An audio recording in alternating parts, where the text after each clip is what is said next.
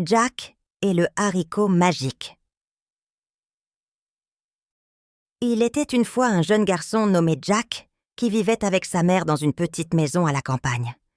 Ils étaient très pauvres et n'avaient presque plus rien à manger. Un jour, la mère de Jack lui dit, avec un soupir lourd de tristesse, « Jack, nous n'avons plus le choix.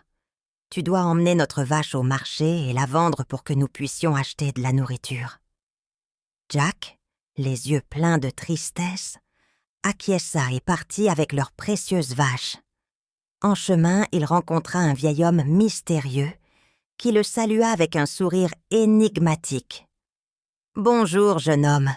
Où vas-tu avec cette belle vache ? »« Bonjour, monsieur. Je vais au marché pour la vendre.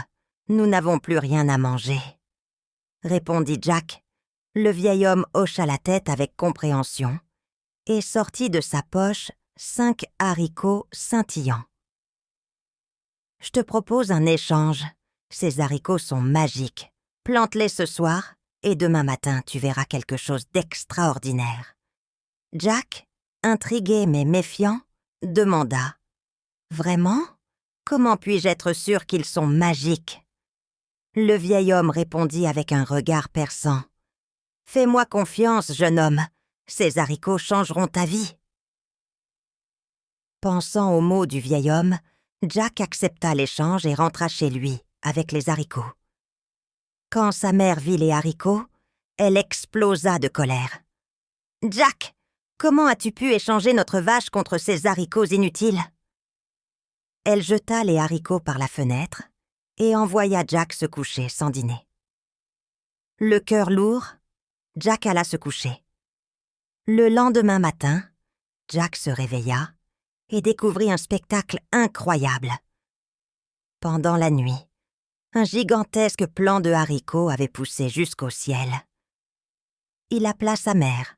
« Maman, viens voir, les haricots étaient vraiment magiques. » Curieux et courageux, Jack décida de grimper jusqu'au sommet. Sa mère, inquiète, le mit en garde. « Fais attention, Jack. Nous ne savons pas ce qui t'attend là-haut. » Jack hocha la tête et commença à grimper. Après une longue ascension, il arriva dans un monde merveilleux au-dessus des nuages. Là, il aperçut un grand château et, intrigué, s'approcha. À l'intérieur, il découvrit que le château appartenait à un géant redoutable. Cependant, le géant n'était pas à la maison à ce moment-là. Jack explora le château et trouva de nombreux trésors. Il entendit alors une voix douce. « Aidez-moi, je suis emprisonné ici depuis des années. » C'était une harpe magique qui jouait de la musique enchantée. Jack prit la harpe et, en explorant davantage, trouva une poule qui pondait des œufs en or. Conscient que ces trésors pourraient sortir sa mère et lui de la pauvreté, Jack décida de les prendre. Mais juste à ce moment-là, il entendit le géant rentrer chez lui. Le géant, sentant la présence de Jack, cria « Fi, fi, fo, fum, je sens le sang d'un enfant !» Jack, paniqué, chercha un endroit où se cacher. La harpe murmura « Cache-toi derrière cette grande marmite. » Le géant entra, reniflant l'air. « Qui ose venir dans mon château ?» Il fouilla la pièce mais ne trouva personne. Fatigué, il s'assit et bientôt s'endormit. Jack profita de ce moment pour sortir de sa cachette, attraper la poule et la harpe et se précipiter vers le plant de haricots.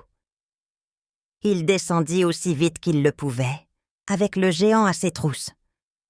Une fois en bas, Jack appela sa mère. « Maman, apporte-moi une hache, vite !» Sa mère courut chercher une hache et, avec toutes ses forces, Jack commença à couper le plant de haricots.